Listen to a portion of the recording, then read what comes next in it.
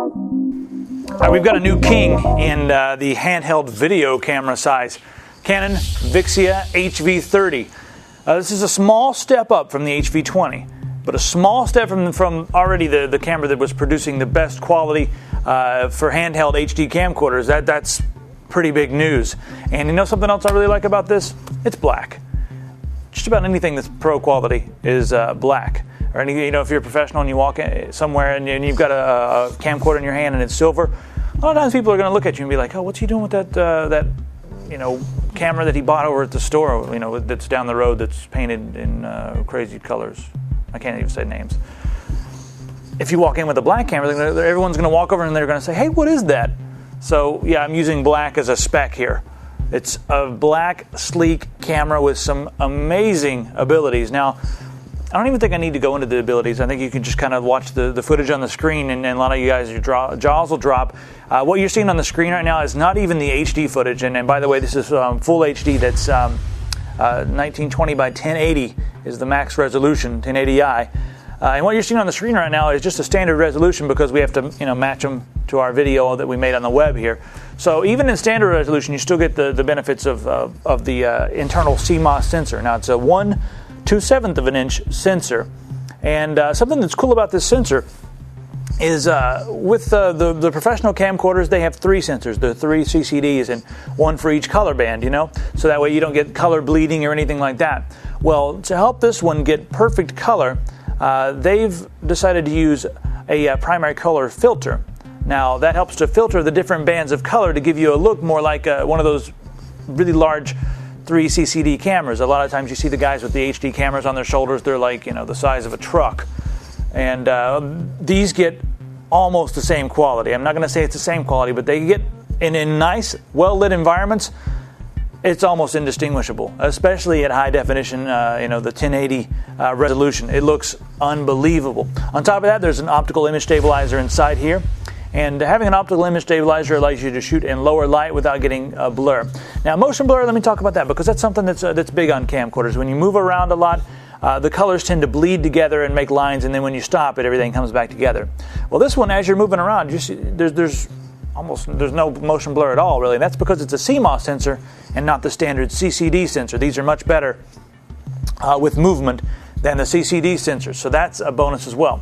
Now, if you're looking at the screen here, this is a 2.7-inch widescreen. We have that here. Not a touch screen like some of the Sony models, but that means you're not going to be getting smudges all over the screen.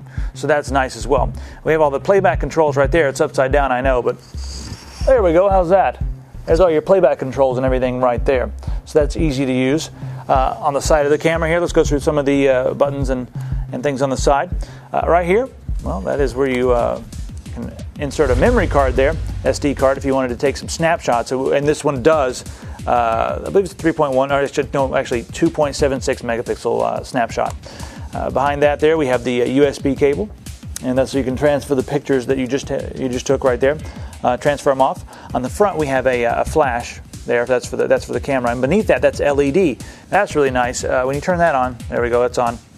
That's going to help give you extra, a little extra light when you're shooting in low light conditions. This one is a little better than the HV20 in low light, and that's a bonus as well.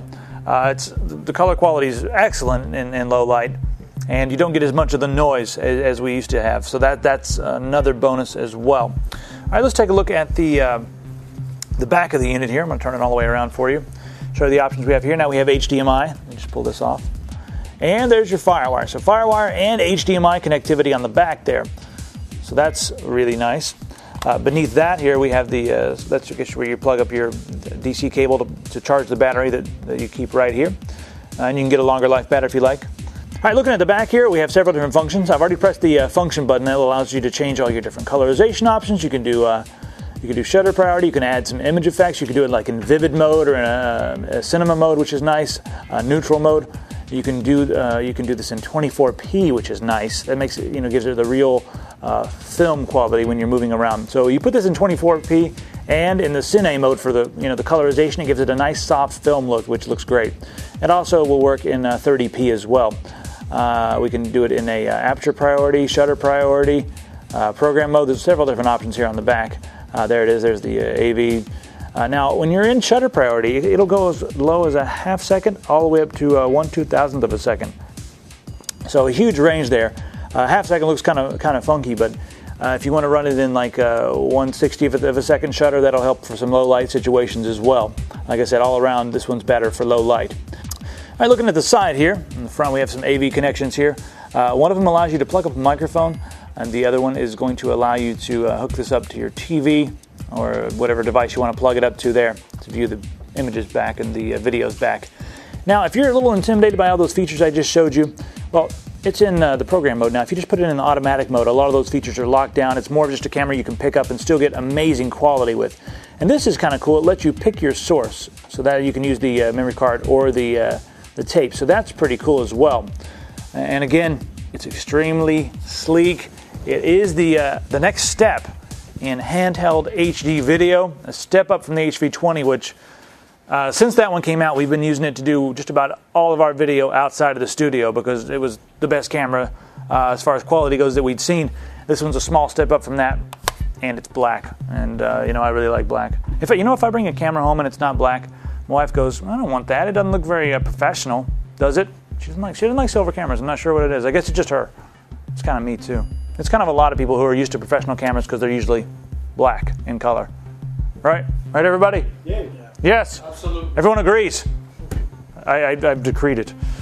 That's it. I think I've covered everything. One more thing. If you're someone who's into, I didn't mention this too much, but there are several different shooting modes, like fireworks. A lot of, like the beach mode and snow mode. I'm not sure if too many of you are going to use that too often, but it is kind of handy. It might make the shot look a little better if you are in one of those situations, I suppose. So try those out as well. They've added them in. It's all fun. If you guys have any questions, click on Q&A at the top of the page. I'll see you next time. You guys are getting recorded right now, so you better behave. For more information on the Canon VIXIA HV30, go to compusa.com and type C925-1346 into the search box, or call us 24 hours a day, 7 days a week, 1-800-COMPUSA.